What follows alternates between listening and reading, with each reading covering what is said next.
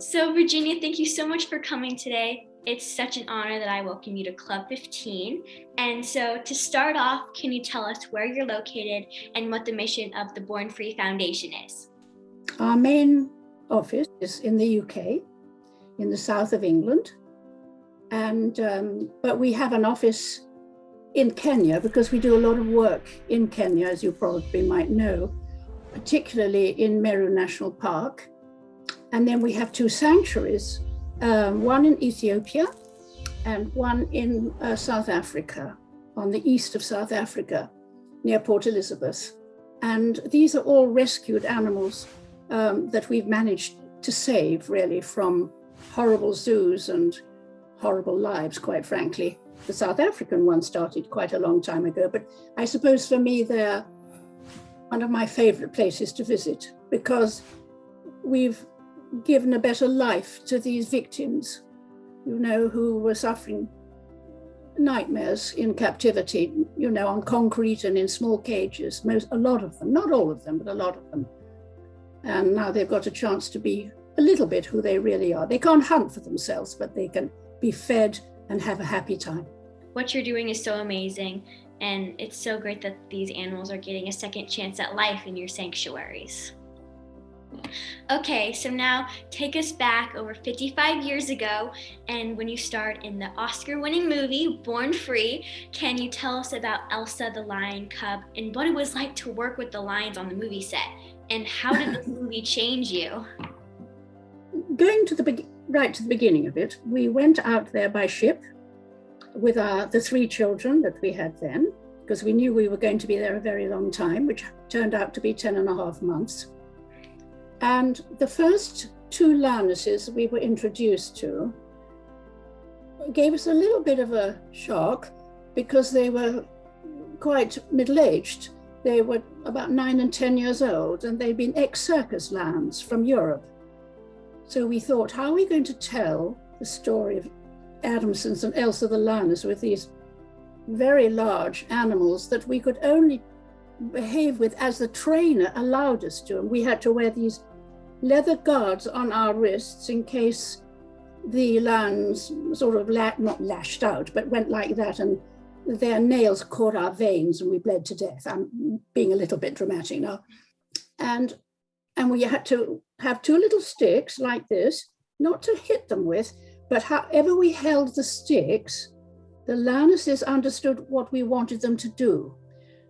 So don't come any nearer, go to the right, go to the left, sit down. They had all these signs, which I suppose they'd learnt in captivity in the circus, you see. And so we had to learn how to behave with them. But one day, my husband Bill had gone in for his, what they called training session. And the lioness that he went in with the trainer, was in a very bad mood and wanted to get to him.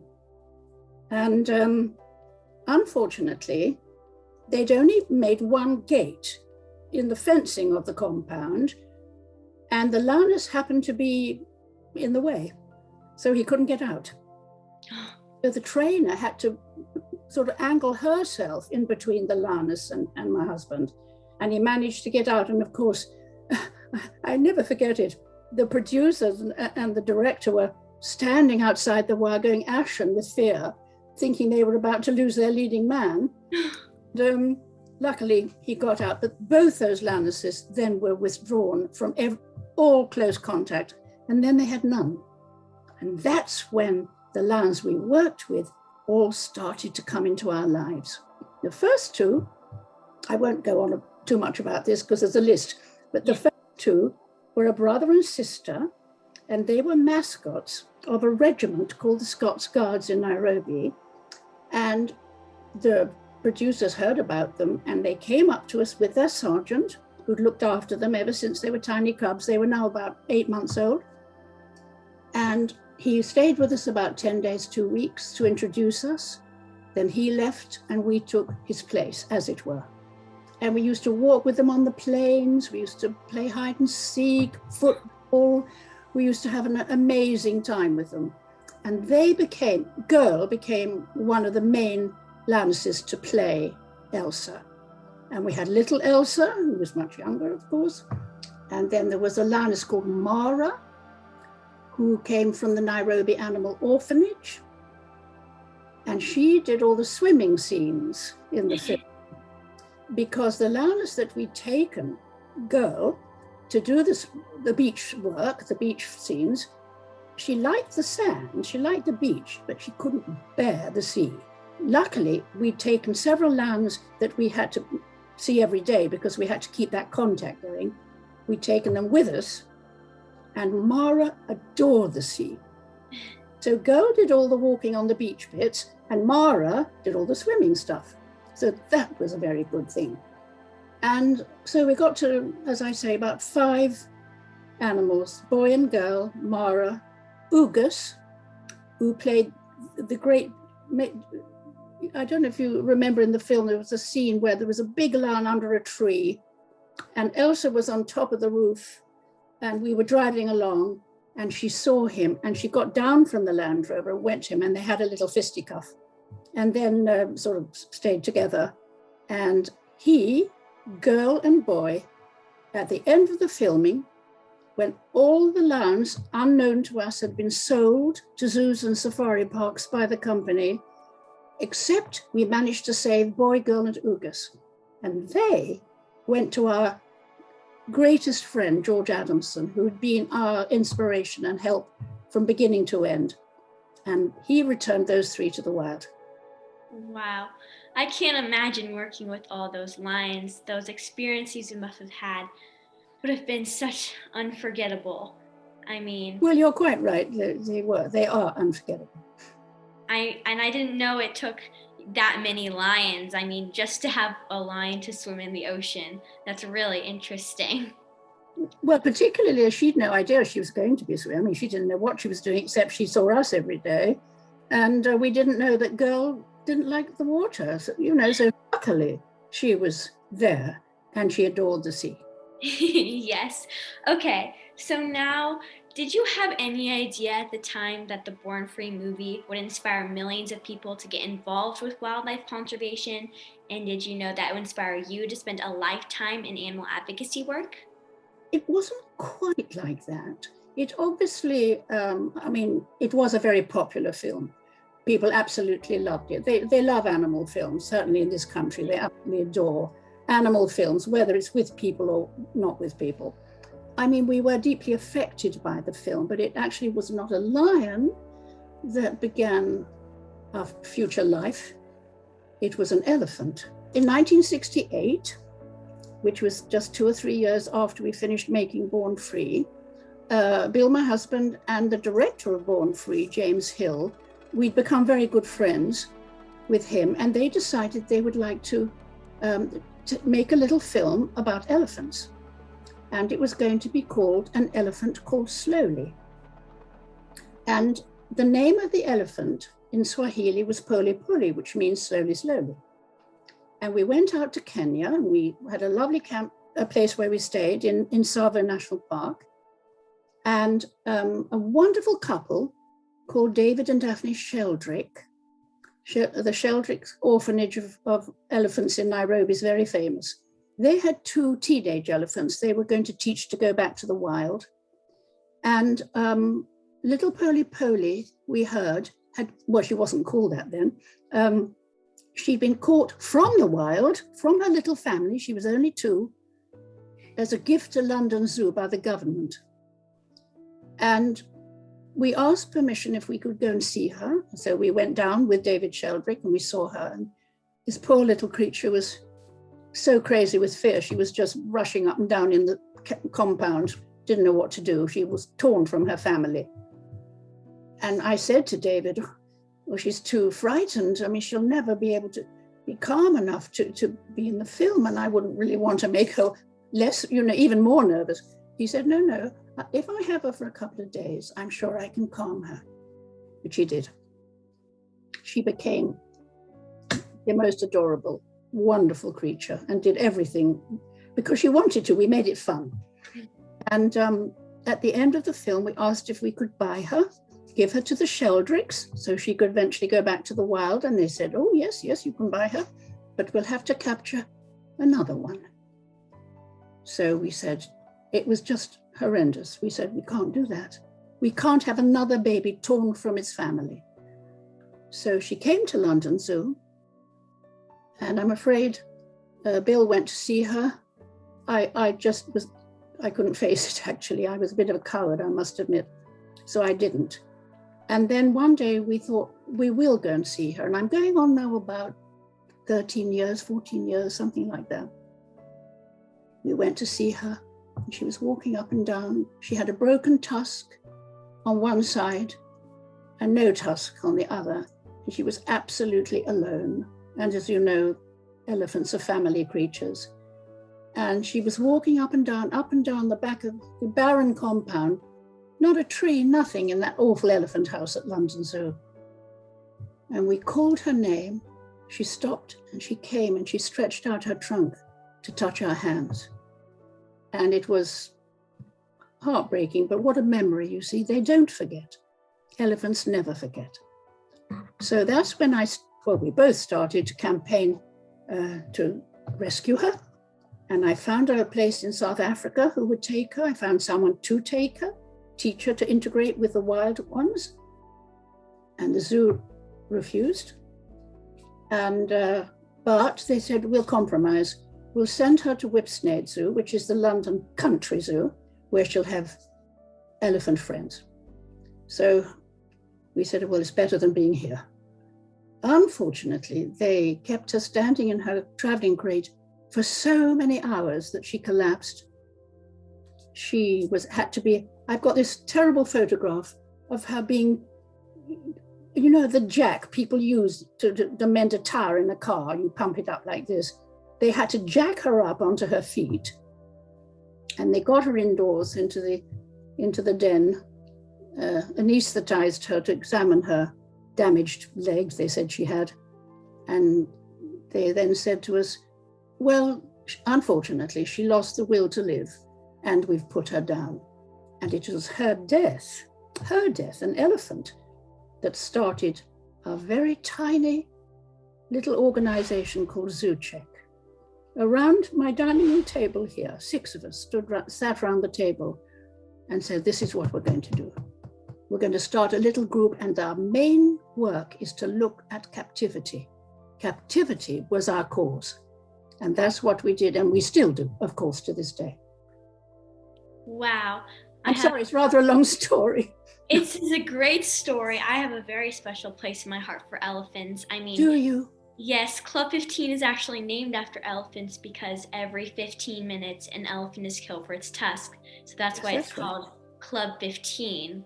And that story is so incredible. And I mean, captivity, I mean, you don't ever want to visit places that use animals for human entertainment. And I know the Born Free Foundation is doing a lot for that. And I also am really close with the Sheldrick family also. A third of the sales from my book go to the Sheldrick Wildlife Trust. Oh, gosh.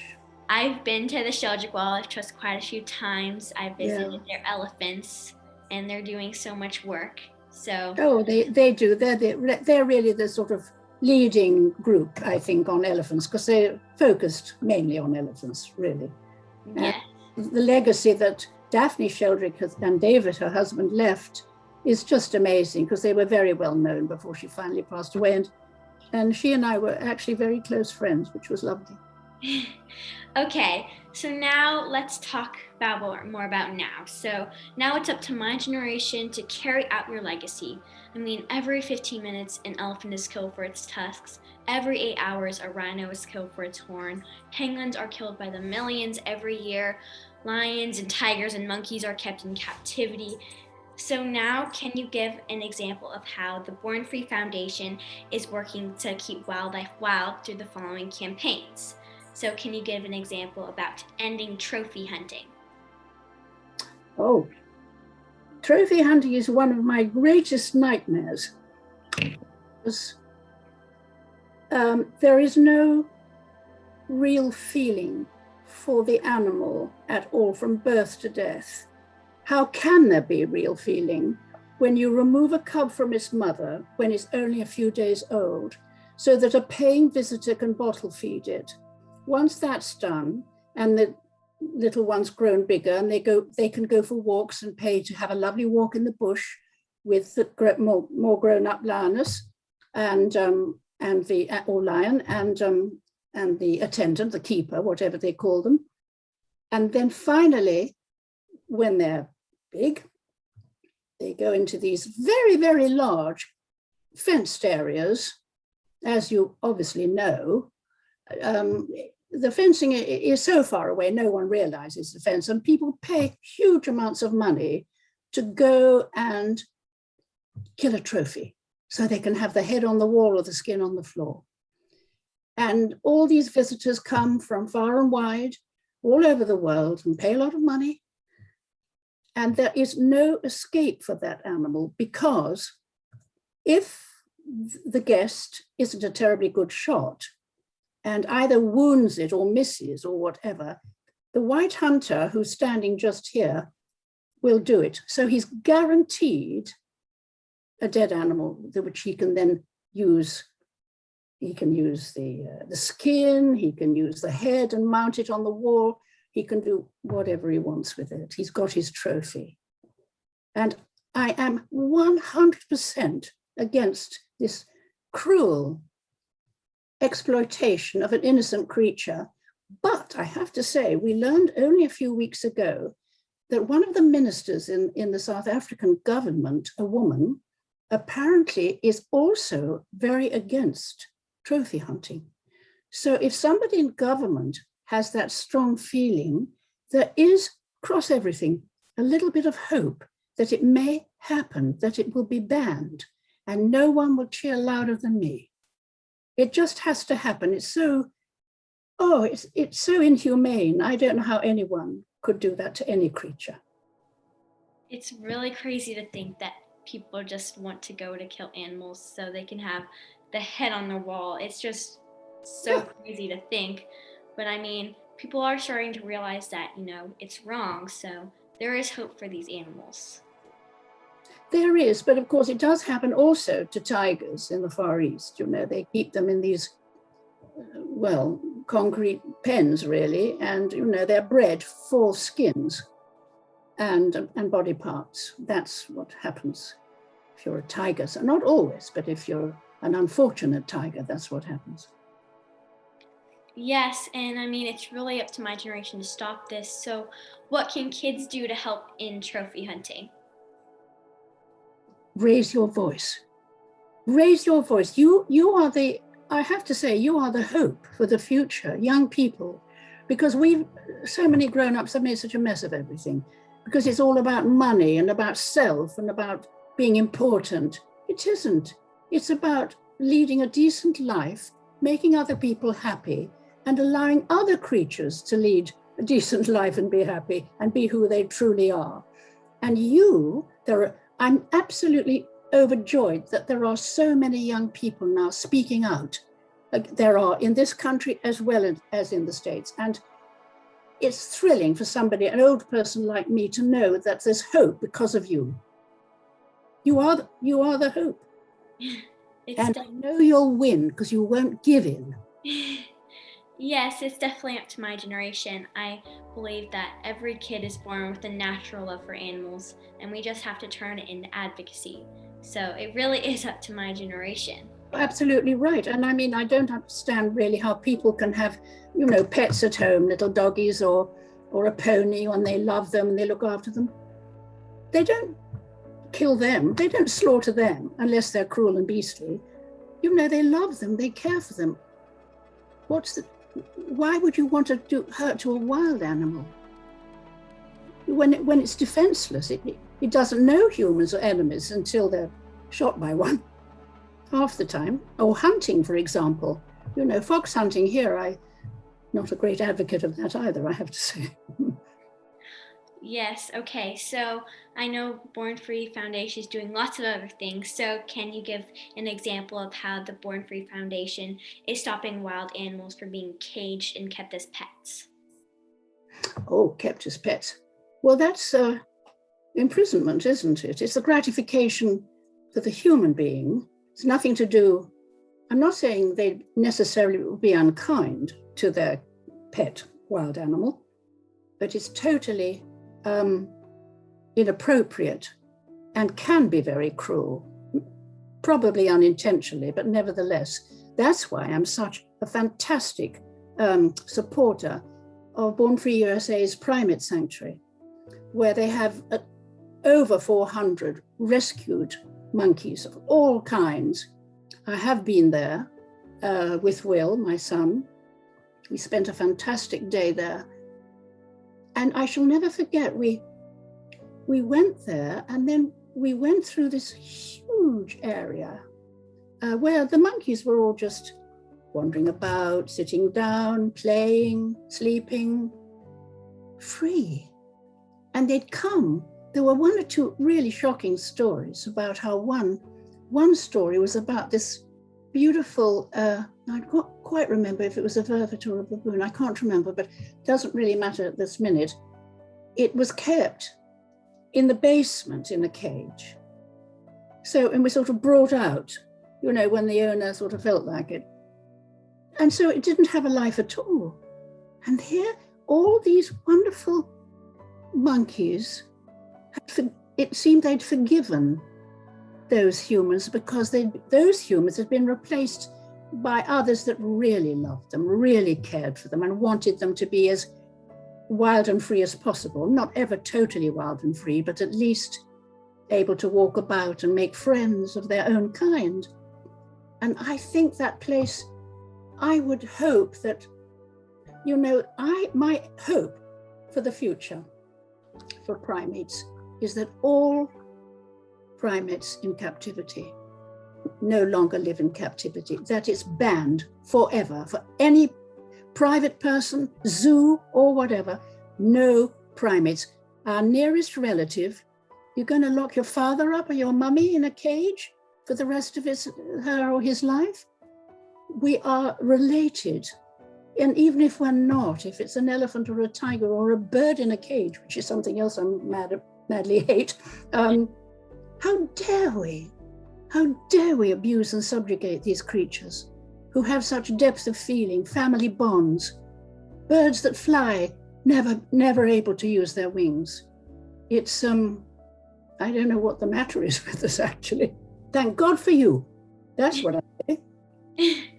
I know, and it's actually crazy. I've learned from Dr. Liz Tyson when I visited the monkey sanctuary that some places in the United States, it's legal to have monkeys, but even though it's legal, it does not mean it's right. She taught me that, and I mean, people think if it's legal, you can have a monkey, and no, you can't. I mean, they need to be free, and so great that they're born. Well, I mean, it's just a convenient law that human beings have made so they can say it's legal. The monkeys didn't say that. I know. Okay, so now last thing I want to ask you about is, can you give an example about how the Born Free Foundation is working to eliminate animals from being used in any form of human entertainment?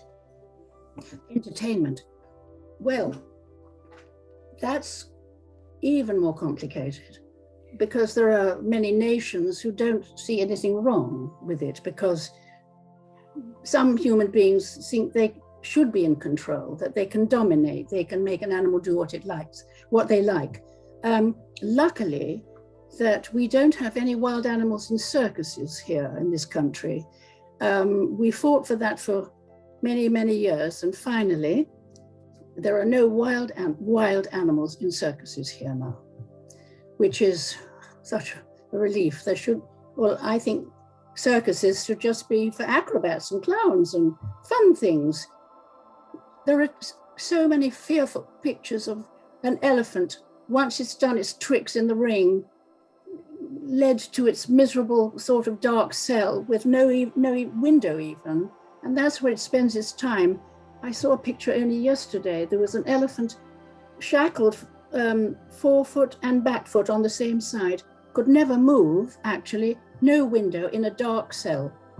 And that's where it was until it went up to do its show or went to do some training or something.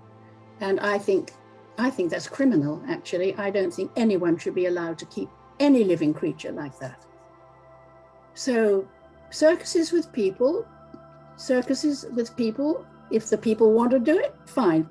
they have freedom of what they want to do. But to force to make money out of helpless creatures who have no voice is absolutely shocking and should never be allowed. I know, and I mean, it's really up to my generation. Animals don't have a voice for themselves, and we need to be their voice and stand up for them. Of course, you're quite right. And not let places like circuses keep animals in terrible conditions and then make them do tricks. And it's just crazy. Okay, but for my last question, do you have hope that my generation can turn things around and save our planet? Absolutely, I do. I'm always hopeful.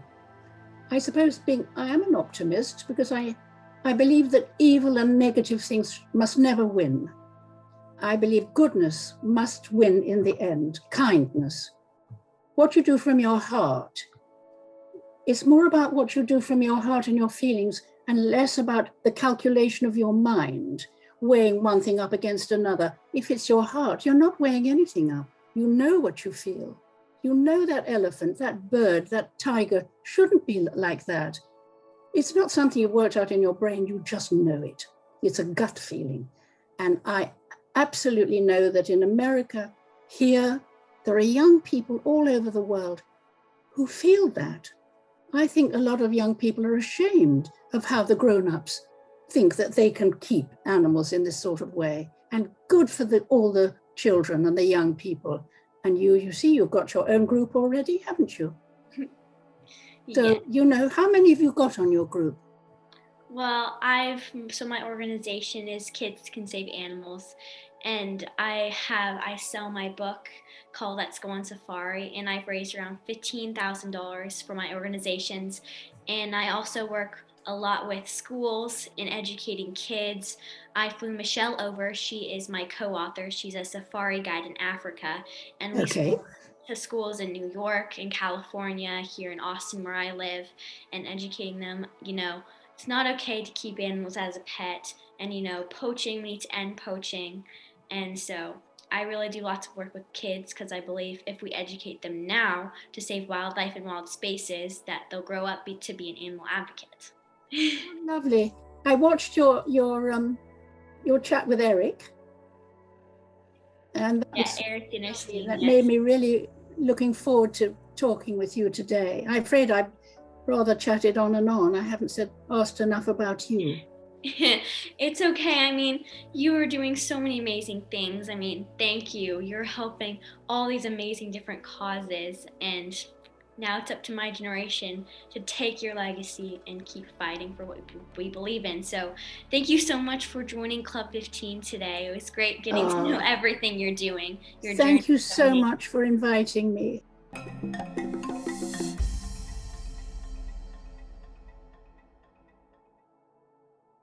Let's go!